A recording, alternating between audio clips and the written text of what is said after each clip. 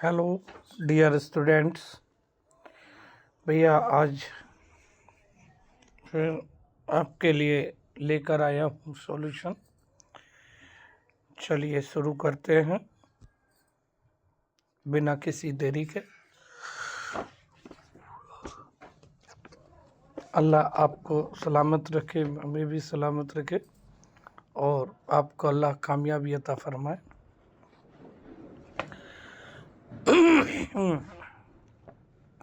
चलिए भैया शुरू करते हैं। किए गए वास्तविक व्यय से लागत का निर्धारण कहलाता है। तो वास्तविक व्यय से लागत का निर्धारण करना जो होता है वो ऐतिहासिक लागत लेखांकन कहलाता है। ऐतिहासिक लागत लेखांकन, ये आपका ऑप्शन सी सही हो जाएगा। आगे देखिए, निम्नलिखित में से कौन सा खाता एक व्यक्तिगत खाता है? तो व्यक्तिगत खाता है तो यहाँ पर आहरण खाता ओनर को दर्शाता है, बैंक खाता व्यक्तिगत खाता है, पूर्वदत्त खाता, ये भी सभी खाते जो है व्यक्तिगत खाते होते हैं। आगे देखिएगा, एक नए प्लांट की स्थापना पर भुगतान की गई मजदूरी को डेबिट करना चाहिए। एक नया प्लांट लगाया आपने, तो नए प्लांट का मतलब तो ये हुआ कि आपने नए सिरे से शुरू किया है, तो वो आपकी जो है पूंजी का निर्माण होगा, स्थायी संपत्ति का निर्माण होगा, और स्थायी संपत्ति के निर्माण के लिए जो हम खर्चे करते हैं वो हमारे पूंजीगत व्यय कहलाते हैं और संपत्ति की लागत में जोड़े जाते हैं। यानी plant account debit to cash account या बैंक अकाउंट, ये इसकी एंट्री हो जाएगी। जब बैंक में रुपया जमा कराया जाता है तो बैंक ग्राहक के खाते को करता है। जब बैंक में रुपया जमा कराया जाता है तो बैंक ग्राहक के खाते में क्या करता है भैया? जब बैंक में जब पैसा जमा होगा तो बैंक ग्राहक के खाते को क्रेडिट करेगा। बैंक ग्राहक के खाते को क्या करेगा भैया? क्रेडिट करेगा। ठीक है, हाँ। जब विड्रॉ करेंगे तो बैंक डेबिट करेगा। अगर यही बात रोकड़ पुस्तक में कही जाती तो बैंक डेबिट हो जाता और कैश क्रेडिट हो जाता और कॉन्ट्रा एंट्री कहलाती है। ठीक, आगे बात करते हैं। रोकड़ बही में प्रतिपुष्टि की जाती है। तो रोकड़ बही में प्रतिपुष्टि का मतलब हो गया कॉन्ट्रा एंट्री। तो कॉन्ट्रा एंट्री क्या होती है भैया? मैंने बताया था आपको कि जब हम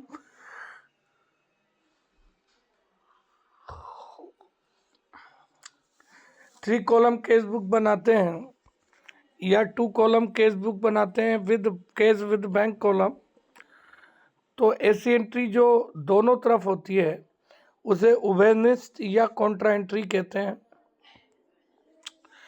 माल हेतु आदेश सर्वप्रथम किस विभाग को प्राप्त होता है?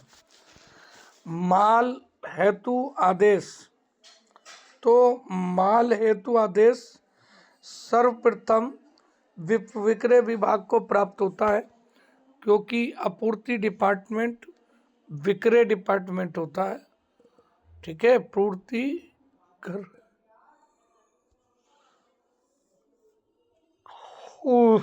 आगे देखिएगा भैया, एक लेखा सूचना प्रणाली वित्तीय लेन देन और घटनाओं को किसके आधार पर संसाधित करती है? एक लेखा सूचना प्रणाली वित्तीय लेन देन और घटनाओं को किसके आधार पर संसाधित करती है? तो यहाँ पर बात आ रही है, एक लेखा सूचना जो है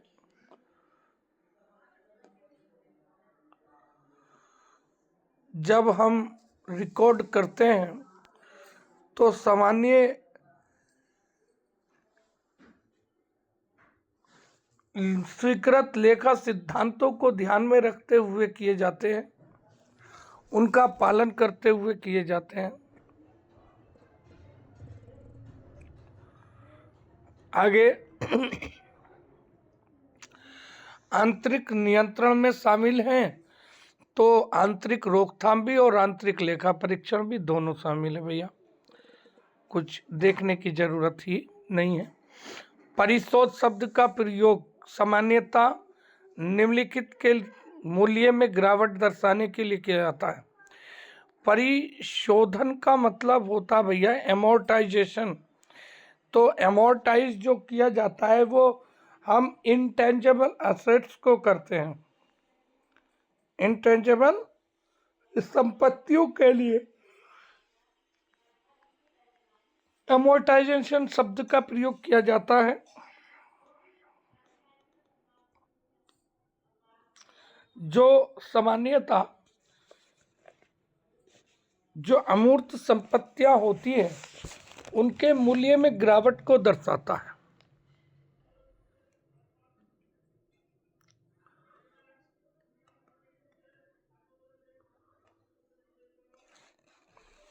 ठीक है,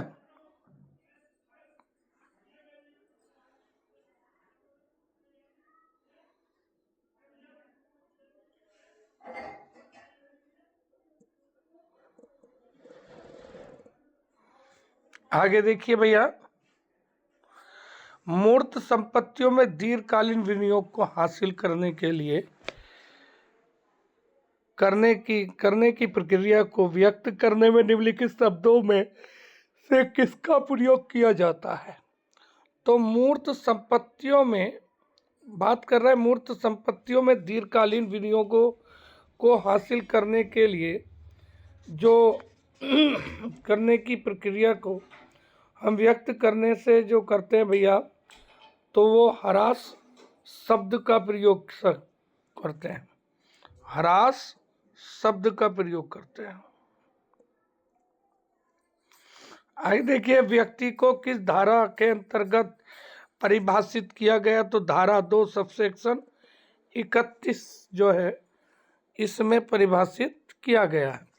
वसूली खाता जो होता है वो एक नाम मात्र का खाता होता है भैया। वसूली खाता जो है ये असल में फर्म के समापन पर संपत्तियों के खातों को बंद कर दिया जाता है और दायित्वों के खाते को बंद कर दिया जाता है, और संपत्तियों को बेचकर दायित्वों के भुगतानों का निपटारा किया जाता है, उसके लिए तैयार होता है। और यदि इसके समस्त दायित्वों का निपटारा करने के बाद, ठीक है, कोई राशि बचती है तो अगर क्रेडिट साइड डेबिट साइड से अधिक होती है तो लाभ को दर्शाती है, और अगर डेबिट साइड क्रेडिट साइड से अधिक होती है तो हानि को दर्शाती है। जो पार्टनर्स में या साझेदारों में बराबर बराबर या लाभालाभ अनुपात जैसा भी हो उसमें वितरित हो जाती है, तो ये एक नाम मात्र का खाता होता है बी।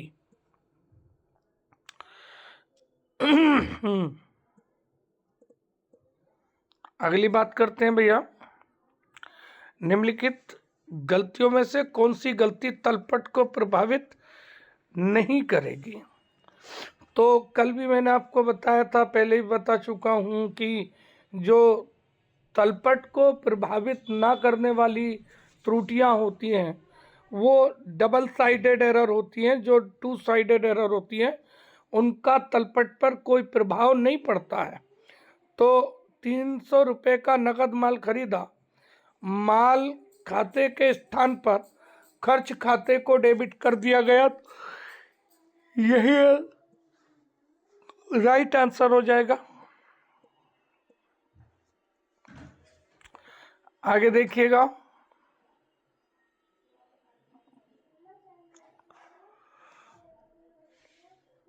अगला क्वेश्चन,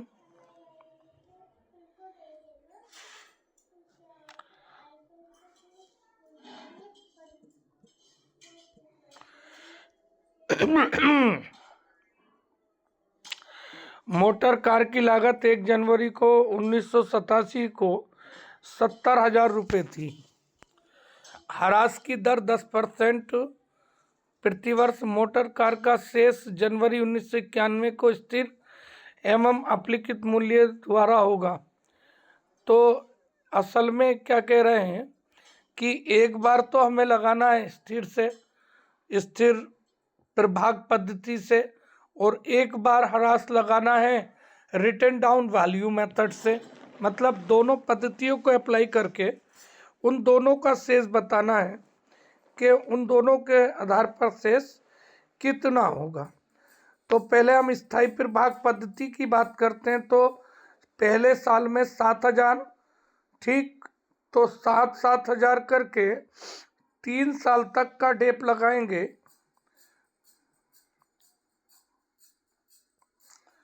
7,000 पहले साल में, 7,000 दूसरे साल में, 7,000 तीसरे साल में, ठीक, और 7,000 चौथे साल में। तो ये कितना होगा? 28,000। 70 में से 28 घटा दो तो 42,000 इसका राइट आंसर हो जाएगा। अब देख लीजिए, आप करना चाहते तो कर लीजिए, नहीं तो आपका आंसर सीधी सीधी बात है, ये आपका राइट आंसर हो रहा, किसी दूसरे का 42 बेट ही नहीं रहा। ठीक, इसी तरह से अगर करना चाहें तो आप उसी तरह से उस पर भी लगा देंगे। 4 साल का घटते क्रम में पहले साल में 7,000, फिर 63,000 पर 6,300 रुपये घटा देंगे। 6,300 घटा करके 56,700 रुपये आएगा। 56,700 में से ये 5,670 घटाएंगे। फिर 5,670 में से जब घटाएंगे तो ये आपका फिर 51,30 में से जो है आप 5,103 घटाएंगे तो ये लगभग 45,927 रुपये इसका आंसर बैठेगा। तो ठीक है, क्लियर हो गई बात। अगली बात करते हैं भैया।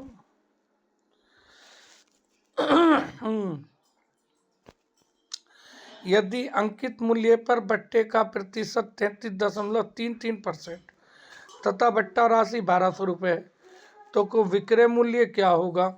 अंकित मूल्य की बात कर रहे हैं।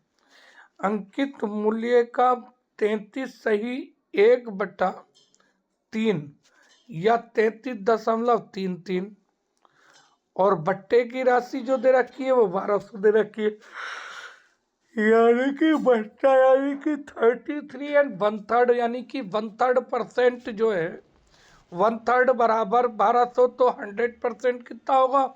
1,23600, ठीक है नी?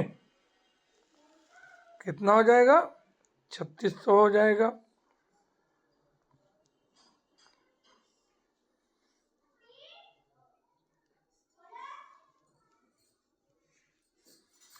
$3,600 में से हम 1,200 घटाएंगे बट्टा तो 2,400 रुपये बिक्री हो जाएगी। तो ये 50% बट्टा आ जाएगा। सॉरी, 1 मिनट, बट्टा होगा आपका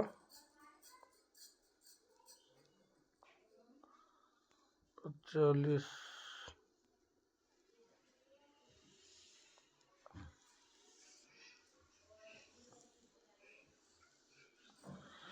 इनमें से कोई नहीं होगा, परसेंटाइल नहीं दे रखा।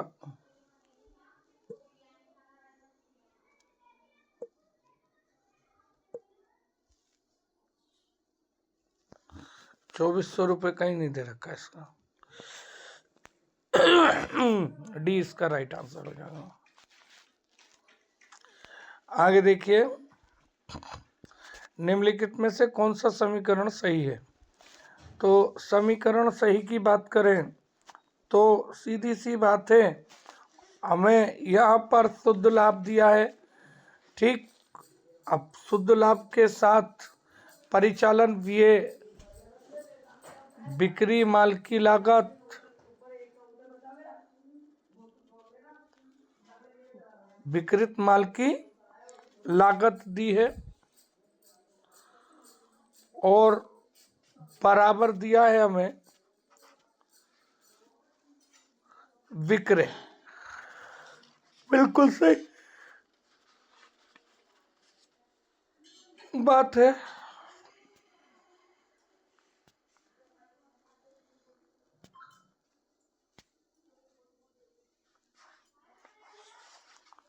ये आपका हो जाता है क्या भैया, शुद्ध लाभ और परिचालन लाभ। परिचालन व्यय क्या होते हैं, ऑपरेटिंग एक्सपेंसेस जो होते हैं, ऑपरेटिंग एक्सपेंसेस जो होते हैं वो होते हैं जो व्यापार के संचालन से संबंधित होते हैं।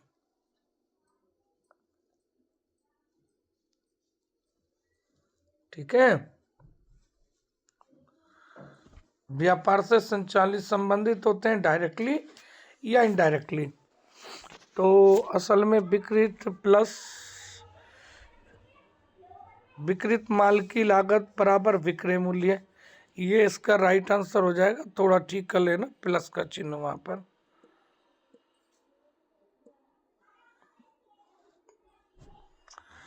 आगे देखिएगा, निम्नलिखित में से कौन सा कथन सही नहीं है। चालू वर्ष में ही लाभ प्राप्त करने से आशय से किया जाने वाला व्यय आयगत व्यय होता है।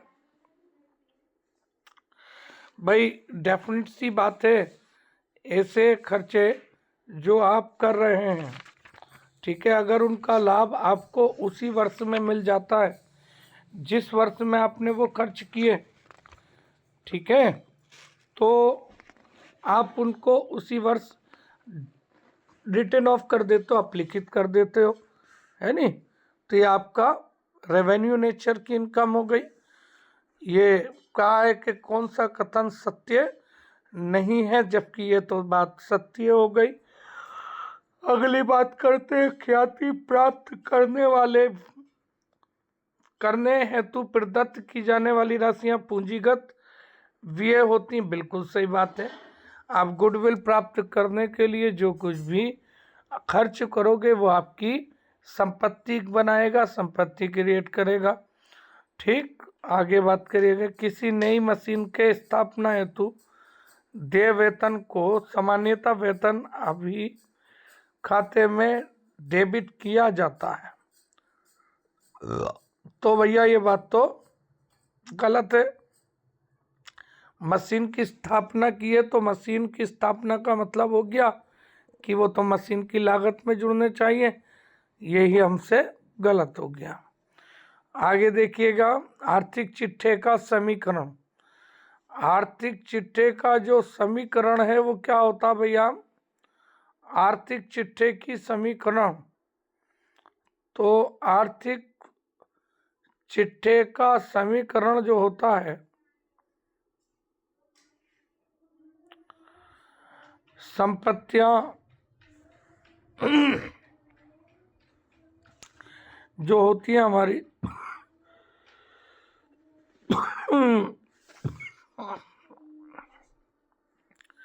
संपत्तियों में से दायित्व घटा दो, तो ये मिसप्रिंट हो रहा थोड़ा सा, तो हमारा स्वामी की इक्विटी आ जाती है। ये मूल अवधारणा है इसकी, ये मूल अवधारणा कहलाती है। अगली बात आती है, किसी ऋण के डूबत हो जाने की दशा में राशि क्रेडिट की जानी चाहिए। जब कोई ऋण डूबत होता है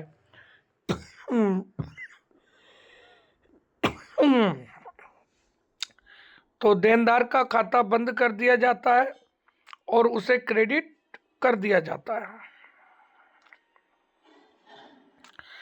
पुनः प्राप्ति योग्य लघु कार्य आर्थिक चिट्ठे में दिखाया जाता है। तो पुनः प्राप्ति योग्य लघु कार्य आर्थिक चिट्ठे में एक चालू संपत्ति के रूप में दिखाया जाता है। ये एक चालू संपत्ति की तरह आर्थिक चिट्ठे में दिखाया जाता है। आगे देखिए भैया, दिवालिया लेखों में पूर्वाधिकार किया जाता है लेनदारों को किस सूची में? तो लेनदारों के लिए जो सूची डी होती है उसमें जो है पूर्वाधिकार लेनदारों को शामिल किया जाता है। आगे देखिएगा भैया,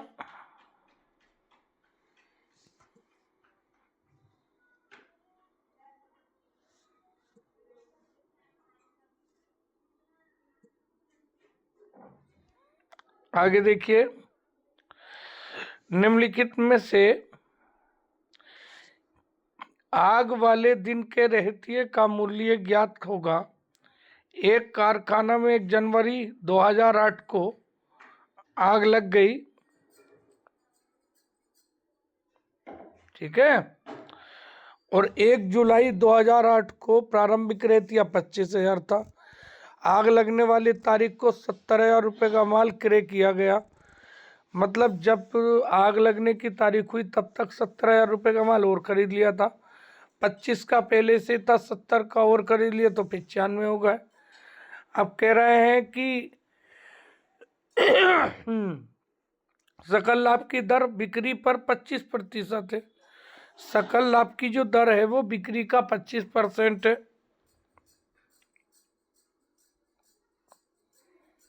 ठीक है। आग लगने वाली तारीख तक बिक्री 1,20,000 रुपये की थी,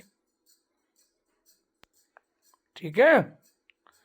तो क्वेश्चन में कहा है कि निम्नलिखित विवरण से आग लगने की तारीख, तो आग लगने की तारीख की बात करें तो 22 तारीख को हम सबसे पहले क्लोजिंग स्टॉक देखते हैं कि क्लोजिंग स्टॉक कितना था। तो 25 + 70 + 30,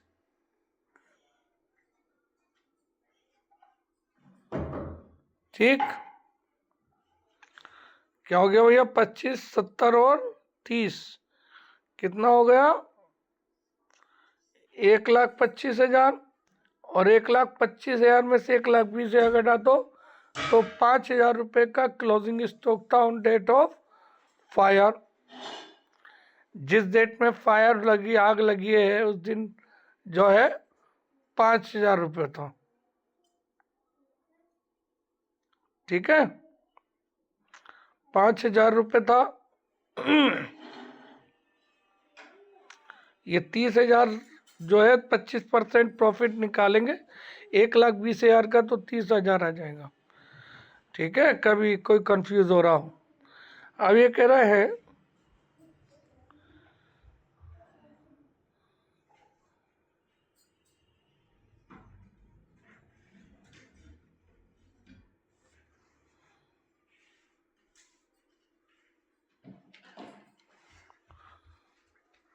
आगे देखें तो क्या होगा भैया? 5,000 रुपये हमारा क्लोजिंग स्टॉक आ जाएगा, ठीक है।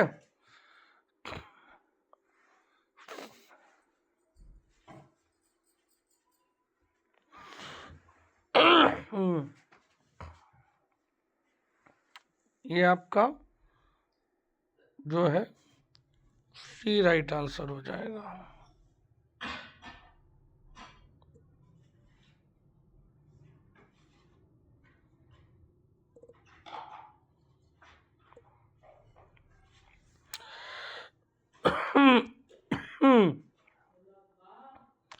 आगे देखिए, स्टैंडर्ड वस्तुओं पर जीएसटी दर क्या है? स्टैंडर्ड वस्तुओं पर जीएसटी की दर की बात करें तो स्टैंडर्ड वस्तुओं पर जीएसटी की दर 18% से लेकर 28% तक है। 18 से 28% तक है,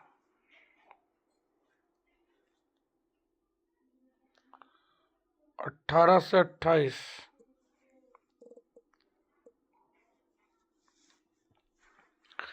आगे देखिए भैया, अगला देखते हैं भाई,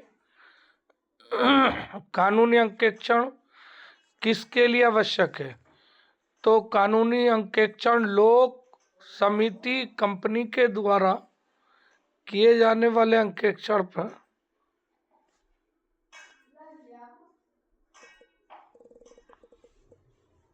लोक समिति। अब देखिएगा बात करते हैं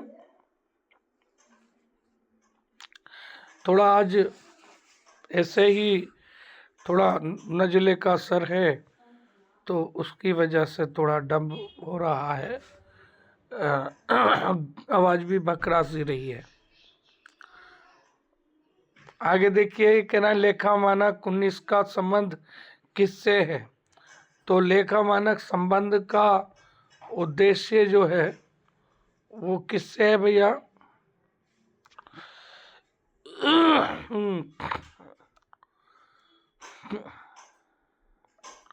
लेखा मानक 19 का संबंध जो है आपके किससे भैया? लेखा मानक 19 बताओ जल्दी से। अरे बट्टे से है भाई।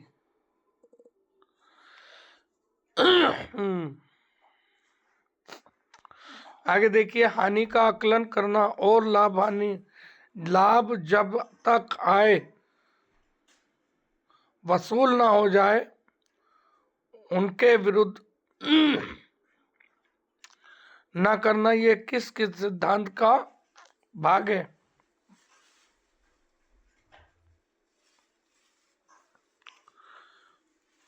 तो ये रूढ़िवादिता कहती है भैया कि संभावित हानियों की कल्पना करो, लाभ की कल्पना मत करो। आगे बात करते हैं भैया, सांसद का व्यय किसके द्वारा निर्धारित किया जाता? संसद का निर्धारित व्यय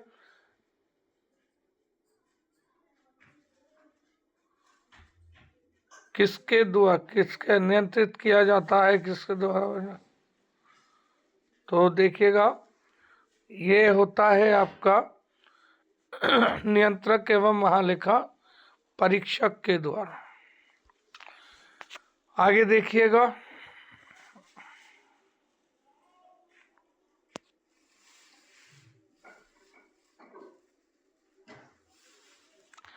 अगला क्वेश्चन देखिए,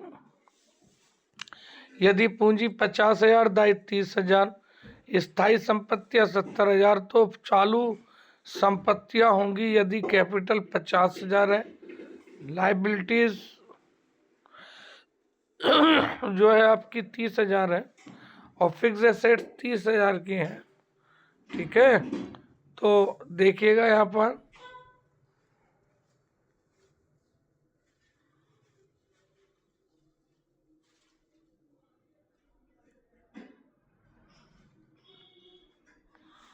₹50,000 की संपत्ति, 30,000 के दायित्व, तो 20 पूंजी है 50 की, दायित्व 30 के, तो 80 हो गए। तो 80 में से 70 घटा दो, 80 में से 70 घटा दो, 80 में से 70 घटा दो तो 10,000 रुपये आपकी कैपिटल हो जाएगी।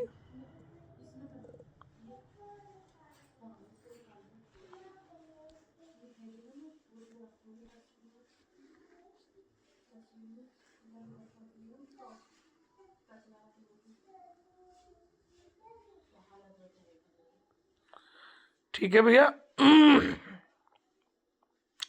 अगला क्वेश्चन देखते हैं, निम्नलिखित में से कौन सा कार्य अंकेक्षक का नहीं है? तो अंकेक्षक का जो कार्य है वो कपट को ढूंढना और रोकना भी होता है। ठीक है, लेकिन लेखा पुस्तकों के निपटान में ये नहीं होता।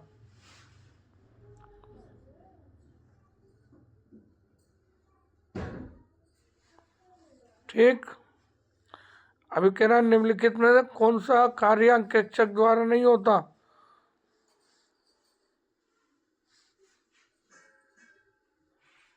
नहीं हो सकता, कौन सा कार्य बोलो?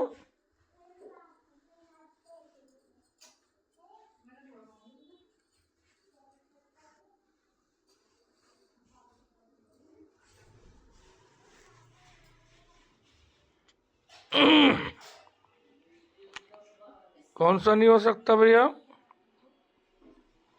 लेखा पुस्तकों को लिखने का कार्य नहीं होता।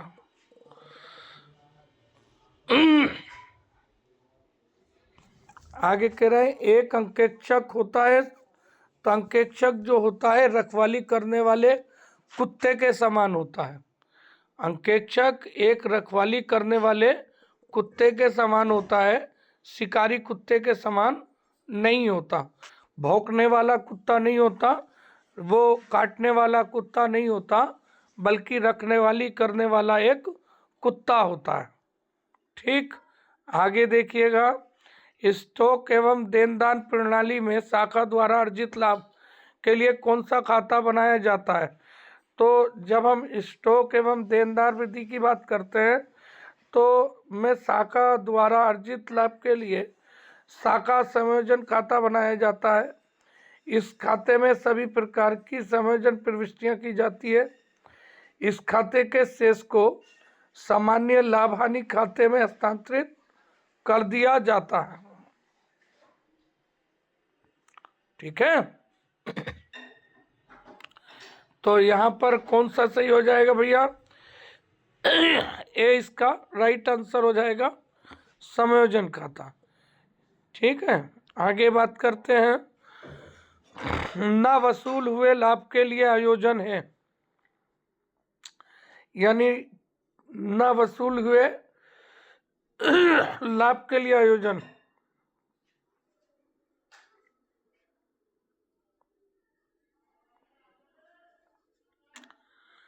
तो न वसूल हुए लाभ के लिए आदत रोकड़ी मूल्य या कुल रोकड़ी मूल्य गुणा कुल लाभ, ये हो जाएगा आदत रोकड़ी मूल्य बटे कुल रोकड़ी मूल्य गुणा कुल लाभ।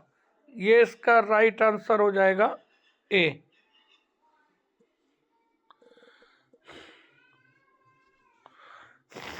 असल में क्या होता है कि लेखा वर्ष में जो है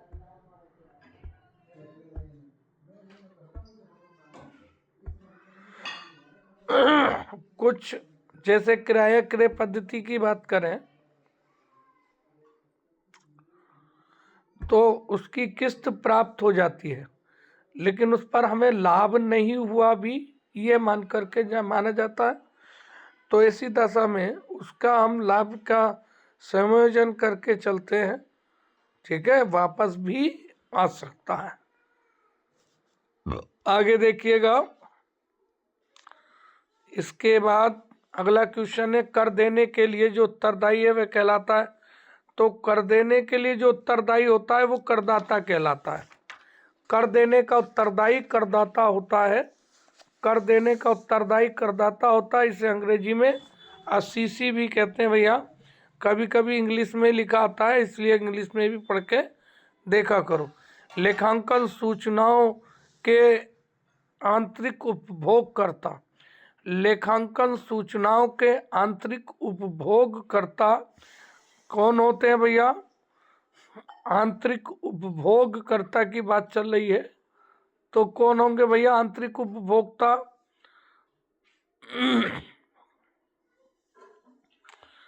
लेखांकन सूचनाओं के आंतरिक उपयोगकर्ता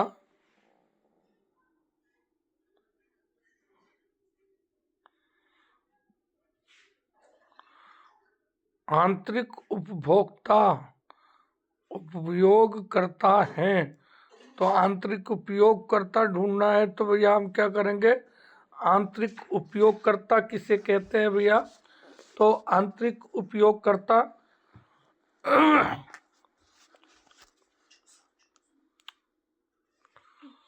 आंतरिक उपयोगकर्ता जो होते हैं प्रबंधक लेखांकन सूचनाओं के आंतरिक उपयोगकर्ता होते हैं।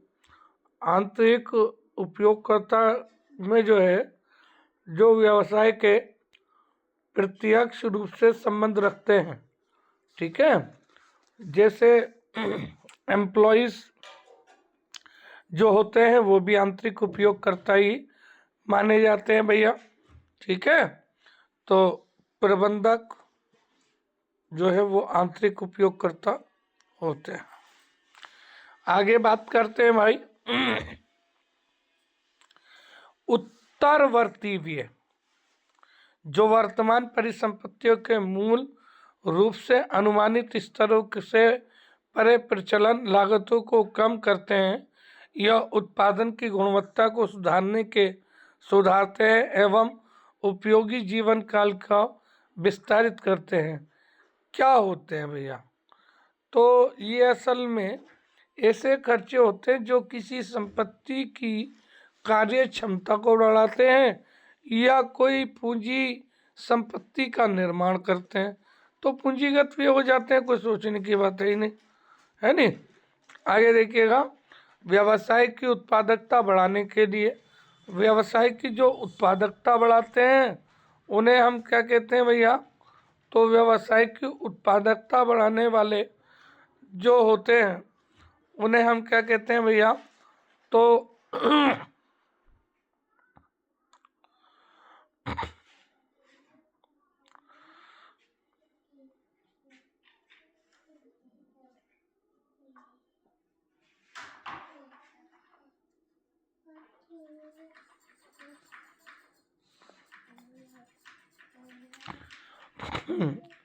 एक मिनट जरा थोड़ा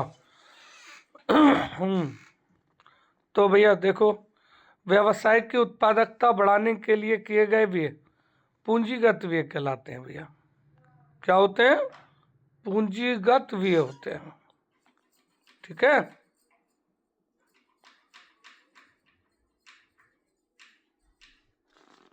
क्या होते हैं? पूंजीगत व्यय होते हैं।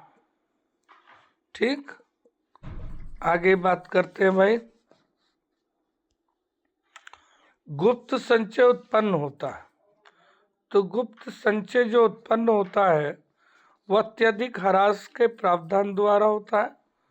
ठीक है, हाँ। आगे देखिए, आधुनिक युग में लेखांकन जाना जाता है।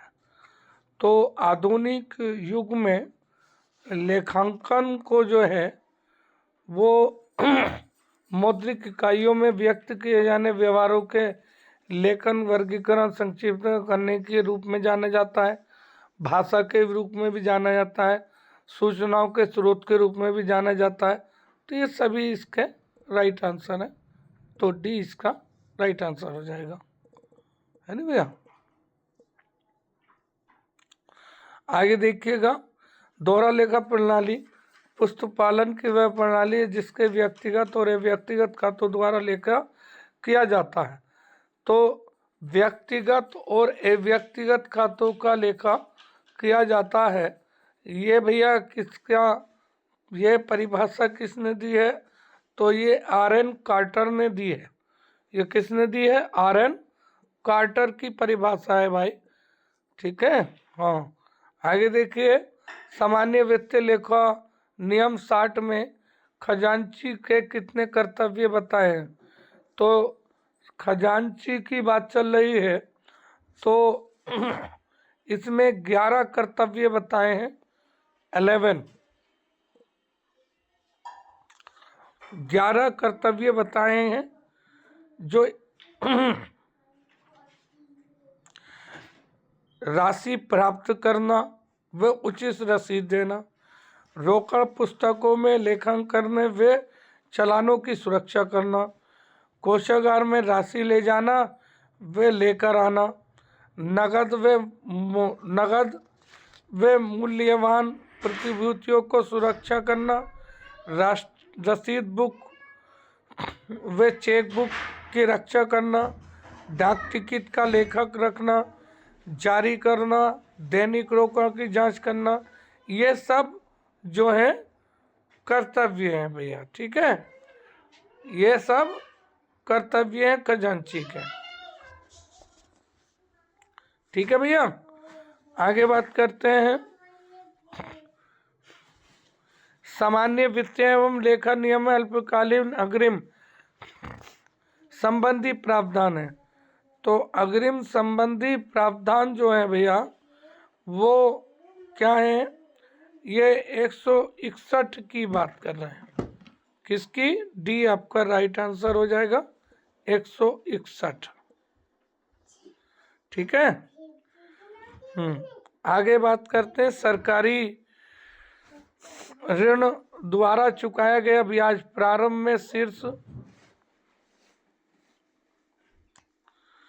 तो असल में क्या था,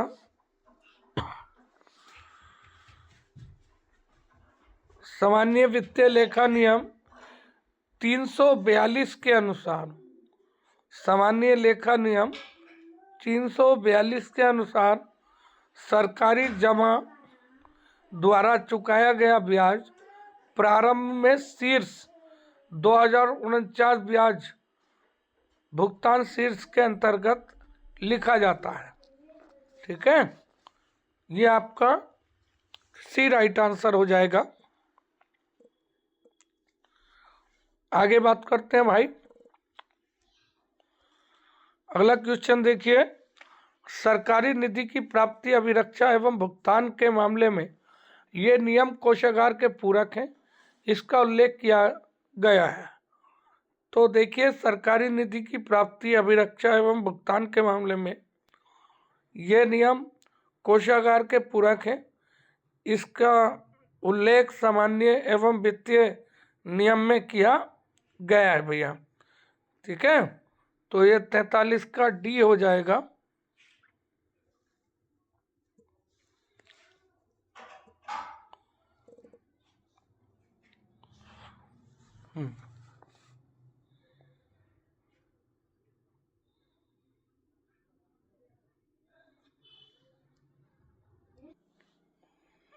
अगला क्वेश्चन देखिए। अगले क्वेश्चन की बात करते हैं भैया। यह सामान्य वित्तीय एवं लेखा नियम 2 किससे संबंधित है? तो मैं कई बार बता चुका हूँ कि सामान्य लेखा वित्त नियम 2 का जो संबंध है वो परिभाषाओं से है, जिसमें विभिन्न परिभाषाएं दी गई हैं। ठीक है, ये इसका राइट आंसर हो जाएगा। आगे देखिए, किस सामान्य वित्तीय एवं लेखा नियम के अंतर्गत संदेह का निराकरण किया जाता है? तो ये जो है 34 के अंतर्गत आता है। ठीक है, सामान्य वित्तीय लेखा नियम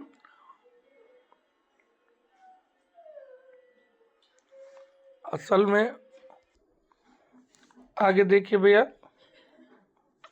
मशीन का उधार विक्रय किस प्रमाणक द्वारा लेखांकित किया जाएगा? तो हम जब मशीन की बात कर रहे हैं उधार खरीदने की, तो एक होता है डेबिट वाउचर, एक होता है क्रेडिट वाउचर। ठीक है, तो डेबिट वाउचर, क्रेडिट वाउचर, ये जो होते हैं नगद वाउचर के दो भाग होते हैं। ठीक है, नगद वाउचर के दो भाग होते हैं, डेबिट वाउचर और क्रेडिट वाउचर। और जब हम मशीन उधार खरीदते हैं, ठीक है, तो वो गैर नगद व्यवहारों में शामिल होता है, और हस्तांतरण वाउचर या गैर नगद वाउचर उसको हम शब्द देते हैं। ठीक है, तो यहाँ पर जो है कौन सा वाउचर संबंधित हो जाएगा भैया? हस्तांतरित वाउचर शामिल हो जाएगा। आगे बात करते हैं, सामान्य वित्तीय लेखा नियम के किन नियमों के पूरक नियम हैं?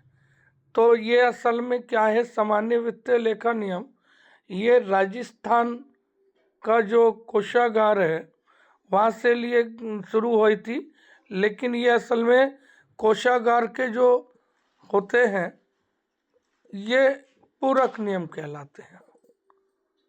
ठीक है भैया, शुरुआत जो हुई थी राजस्थान से हुई थी, ये बात सही है, लेकिन ये पूरक नियम जो कहलाते हैं ये कोषागार के पूरक नियम कहलाते हैं। ठीक है भैया।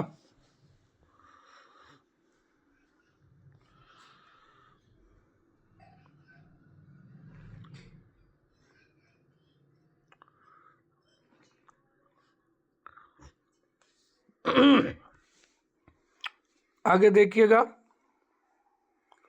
यदि माध्य 15 तो माध्य का 14, तो बहुलक कितना होगा?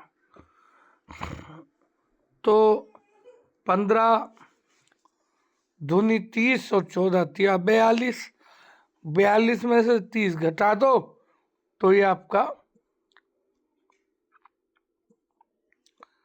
राइट आंसर हो जाएगा सी। ठीक है भैया। आगे देखिएगा, एक व्यापारी के पास 3 किस्म की चाय है।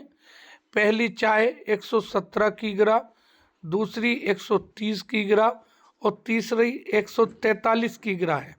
एक ही आकार के कम से कम कितने डिब्बों में सारी चाय बिना मिलावट के आ सकती है? ठीक है भैया। तो सबसे पहली चीज आती है कि यहाँ पर हमें देखना 3 किस्म की चाय है। पहली चाय जो है 117 की गिरा है, दूसरी 130 की गिरा है और फिर 143 की गिरा है। तो क्या है कि इनका में से निकालना हमें, तो पहले 2 संख्याओं का में से निकाल लेते हैं, 117 और 130 का। 130 को 117 से तब तक डिवाइड करेंगे जब तक कि नीचे 0 0 ना आ जाए, यानी कि 130 को 117 से एक बार डिवाइड करेंगे, शेष 13 बचेगा। फिर 13 से 117 को डिवाइड करेंगे तो 9 बार जाएगा, शेष 0 हो जाएगा, यानी कि 13 से दोनों संख्याएं कट जाएंगी। इसका मतलब दोनों संख्याएं क्या हो जाएंगी भैया? 13 से डिवाइड हो जाएंगी। ठीक है। अब 13 से जो बची हुई संख्या है उसे डिवाइड करके देख लो 143 को, तो 13 से 143 11 बार आराम से डिवाइड हो जाएगी। तो में से कितना हो गया? 13। तो डिब्बों की संख्या ज्ञात करने के लिए हमें क्या करना होगा? प्रत्येक को 13 से डिवाइड कर देंगे। 117 को 13 से डिवाइड करेंगे, 130 को 13 से और 143 को 13 से। तो 9 10 प्लस 11 ये आपका 30 आंसर हो जाएगा भैया। ये आपका 30 राइट आंसर हो जाएगा। ठीक है। आगे देखिए, एक खुदरा विक्रेता एक शर्ट 2350 रुपये में बेचता है और उसे 6% का घाटा होता है, यानी 94% जो है वो 2350 है। तो इसे 100% बना लें। 2350 गुणा 100/94 करेंगे तो ये 2500 आ जाएगा। अब 2500 का 6% लाभ निकालेंगे तो 150 रुपये आएगा। 150 रुपये 2500 में जोड़ दो तो 2650 रुपये इसका राइट आंसर हो जाएगा डी। आगे देखिए, ये कह रहा है मिनट का समय तय करने में घड़ी की घंटे वाली सुई जो कोण घूमेगी। ये कह रहा है 11 सही 1/9। 11 सही 1/9। 11 सही 1/9 का मतलब क्या हो गया भैया? 1 मिनट तय करने से घंटे वाली सुई 1/2 अंश का कोण घूमती है। ठीक है भैया।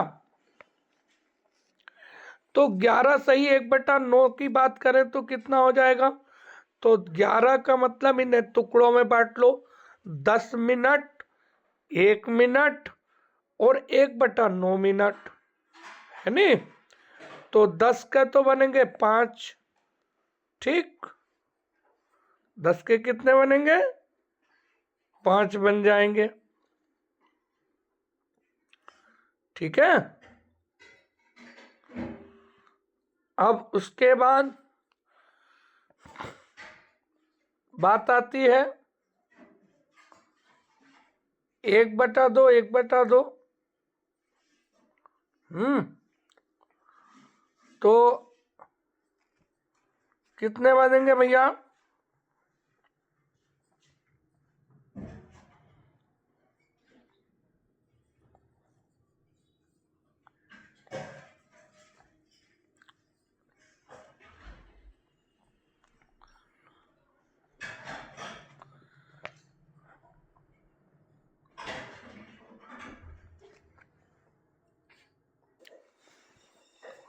तो भैया देखो इसमें क्या करेंगे, ये हो जाएगा 10 मिनट एक सही 1/9 मिनट, इस तरह से करेंगे तो 5 आ जाएगा।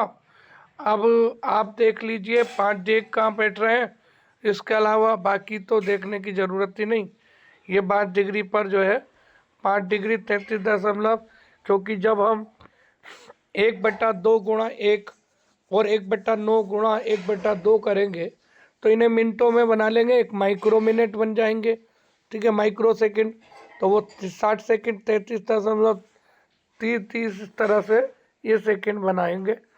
ठीक है, हाँ, तो ये जो है आपका 5 डिग्री दशमलव कुछ समथिंग इतना ही आएगा। ठीक है, आगे बात करते हैं। दो घनों का आयतन 8:27 है। तो घनों का आयतन जो दे रखा है वो 8/27 दे रखा है। 8/27 को अगर हम छोटा करें तो 2/3 की घात 3 हो जाएगी। ठीक है, तो इनकी जो आ जाएगा भैया, क्या पूछा है हमसे, 2/3, इसका 2:3 राइट आंसर हो जाएगा डी। ठीक है,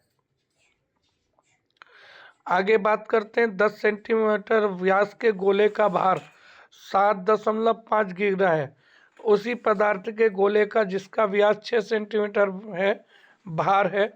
तो क्या है कि गोले का आयतन जो होता है वो 4/3 पाई आर क्यूब होता है। 4/3 पाई आर क्यूब होता है। तो अब ये कह रहे हैं कि एक 10 सेंटीमीटर व्यास वाला बोला, 10 सेंटीमीटर। ठीक है, तो अगर हम बात करें गोले के आयतनों के अनुपात की, तो 4/3 पाई 5 की घात 3, और दूसरे का जो हो जाएगा 4/3 पाई 3 की घात 3। तो ये पाई से पाई 4/3 से 4/3 कट जाएगा, तो 5 का आ जाएगा 125 और 3 का आ जाएगा 27। ठीक है, तो 125/27 बराबर 7.5/m, क्योंकि भार जो है 7.5 है, एक का दूसरे का पता नहीं है नहीं, तो m बराबर जब निकालेंगे तो 27 गुणा 7.5/125, यानी कि इसकी सिंप्लीफिकेशन करने के बाद में वैल्यू आएगी 1.62 kg। तो ये आपका राइट आंसर हो जाएगा डी। आगे बात करते हैं भैया। एक विद्युत पंप एक टंकी को 3 घंटे में भर सकता है। टंकी के क्षरण के कारण टंकी को भरने में 12 घंटे लगते हैं। 2 को निकल सकता है क्षरण टंकी के पूरे पानी, यानी कि कह रहे हैं कि एक भरता है दूसरा खाली करता है।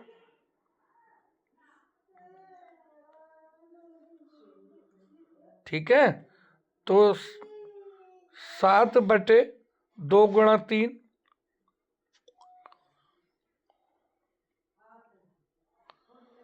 एक विद्युत पंप एक टंकी को 3 घंटे में भर सकता है। टंकी के क्षरण के कारण टंकी को भरने में 12 घंटे लगते हैं।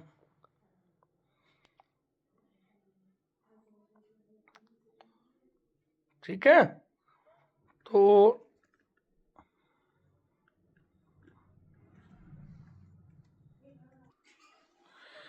बेटा ये क्वेश्चन थोड़ा गलत हो रहा है। ये असल में जो है क्वेश्चन ये नहीं होना चाहिए, क्योंकि क्वेश्चन अगर ये रखेंगे तो ऑप्शन बदल जाएगा, ऑप्शन ये सही नहीं होंगे। इसलिए इसको हम 7/2 करके आंसर निकालेंगे। तो ये जो है 7/2 क्षरण करता है, खाली करता है। तो 3 घंटे में कितना होगा? तो 7/2 गुणा 3 करेंगे, ठीक, -7/2 गुणा x। हमने मान लिया कि माना क्षरण बराबर x हो गया, है नी? तो ये हो जाएगा हमारा बराबर 1, ठीक। तो 7/6 -1 बराबर 7/2 x आ जाएगा। जब हम इसको कैलकुलेट करेंगे तो 1/6 बराबर 7/2x, x बराबर जब लेंगे तो ये 21 घंटे आ जाएगा भैया, ठीक है। हाँ, ये 21 घंटे इसका राइट आंसर होगा।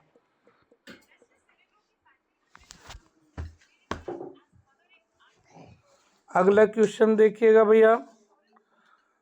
अगला है, एक व्यक्ति 380 रुपये में एक वस्तु खरीदता है और वह विक्रय मूल्य का 20% मरम्मत पर खर्च करता है, फिर भी उसे 20% लाभ होता है, तो उस वस्तु का विक्रय मूल्य क्या होगा? ये कह रहा है एक व्यक्ति 380 रुपये में खरीदी, उसने 380 रुपये की खरीदी, ठीक। वस्तु का जो क्रय मूल्य है 380 है, हमें नहीं पता विक्रय मूल्य कितना, तो हमने मान लिया, माना विक्रय मूल्य बराबर x। अब वस्तु का जो है क्रय मूल्य 380 है, उनने विक्रय मूल्य का 20% मरम्मत पर खर्च किया, विक्रय मूल्य का 20% मरम्मत पर खर्च किया, यानी कि x गुणा 20/100, यानी कि x/5, ठीक। तो 380 प्लस x/5, ठीक। अब क्या कह रहे हैं?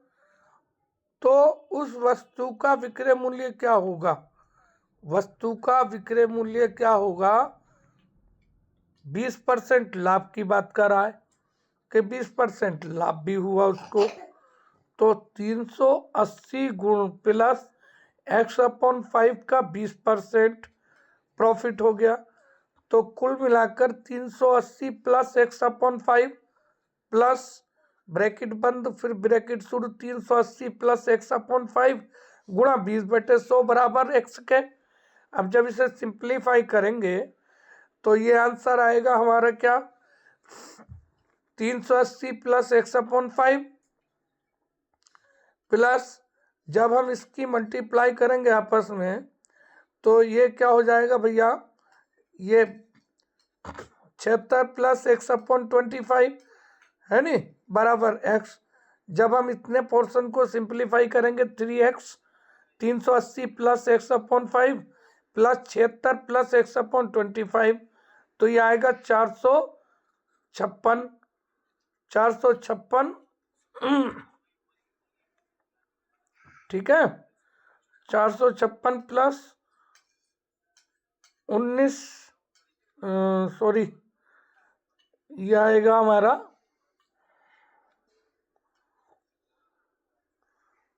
25 5 125 125,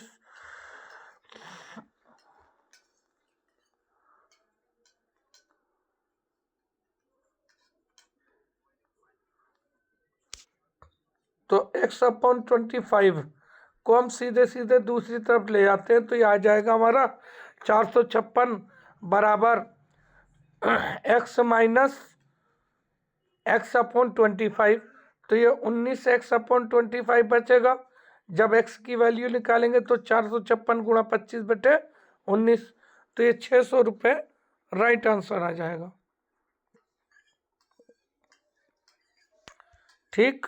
आगे देखिए भैया, 56, क्वेश्चन नंबर 56 है आपका। ये कह रहे हैं के ब्राउज़र को अन्य रिसोर्सेस से कनेक्ट करने के लिए रिसोर्स का एड्रेस या लोकेशन अवश्य निर्दिष्ट किया जाना चाहिए। ये एड्रेस क्या कहलाता है? तो ये यूआरएल कहलाता है भैया। ये कहलाता है यूआरएल। यूआरएल कहलाता है।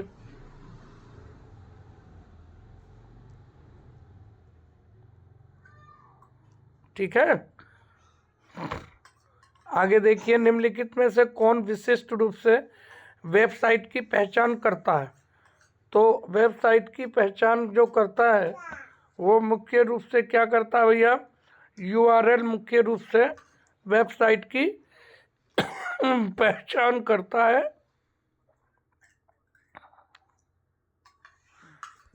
यूआरएल संक्षिप्त शब्द .com का अर्थ है। तो संक्षिप्त शब्द .com का मतलब है कॉमर्शियल शब्द से।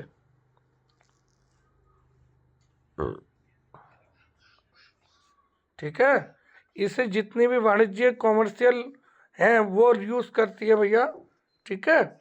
इसलिए वाणिज्य संगठनों द्वारा इसे रजिस्टर किया गया है .com को। ठीक है। एक सर्विस प्रोवाइडर के द्वारा ग्राफिकल इंटरफेस का प्रयोग करते हुए वेब पेज और इंटरफेस को एक्सेस करने की सुविधा प्रदान करता है। तो ये क्या करता है भैया? ठीक है। तो ये क्या करता है भैया? ये असल में इंटरनेट ब्राउज़र की बात करता है।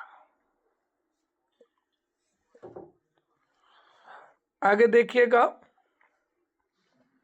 ईमेल एड्रेस abc@xyz.edu में abc क्या दर्शाता है? तो यहाँ पर बात चल रही है कि abc क्या दर्शाता है। ईमेल एड्रेस में दो भाग होते हैं, एक लोकल पार्ट होता है और एक डोमेन पार्ट होता है।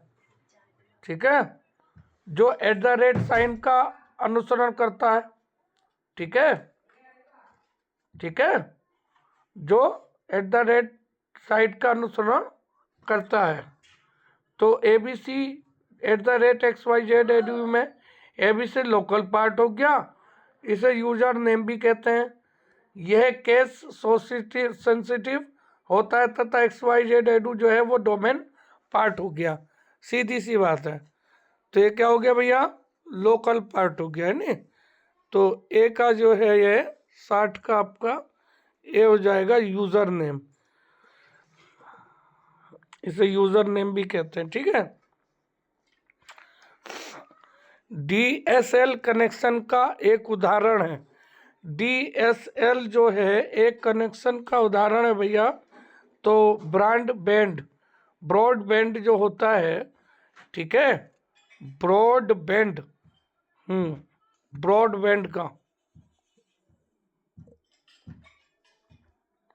सिस्टम में मिलकर इंटरनेट का निर्माण हुआ है। सिस्टम में से मिलकर इंटरनेट का निर्माण हुआ है भैया। तो यहाँ पर बात चल रही है इंटरकनेक्ट नेटवर्क से। आगे देखिए, ई शासन की किसी सेवा के अंतर्गत जन्म मृत्यु प्रमाण पत्र, राशन कार्ड, पासपोर्ट आदि बनवाए जा सकते हैं। तो ये क्या होता है भैया? तो ये ई नागरिक कहलाता है। क्या कहलाता है? ई नागरिक। वह इंटरनेट टेक्नोलॉजी एनवायरनमेंट जो यूजर से स्पष्ट निर्देश प्राप्त किए बिना यूजर को इंफॉर्मेशन सेंड करता है। तो क्या कहलाता है भैया? ये पुश कहलाता है, पुश। आगे देखिए, इंटरनेट बैकबोन शब्द का अर्थ है इंटरनेट बैकबोन। तो इंटरनेट बैकबोन का मतलब होता है भैया क्या? हाई स्पीड कम्युनिकेशन लाइनों का मेन पथवे जिसके द्वारा सभी इंटरनेट ट्रैफिक का संचालन किया जाता है।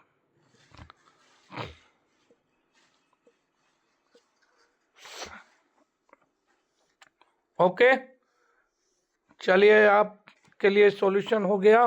बाद में मिलते हैं इंशाल्लाह अगले नए टॉपिक के साथ। तब तक अपने लगातार तैयारी में लगे रहिएगा। अल्लाह आपको सबको कामयाबी अता फरमाए, आमीन।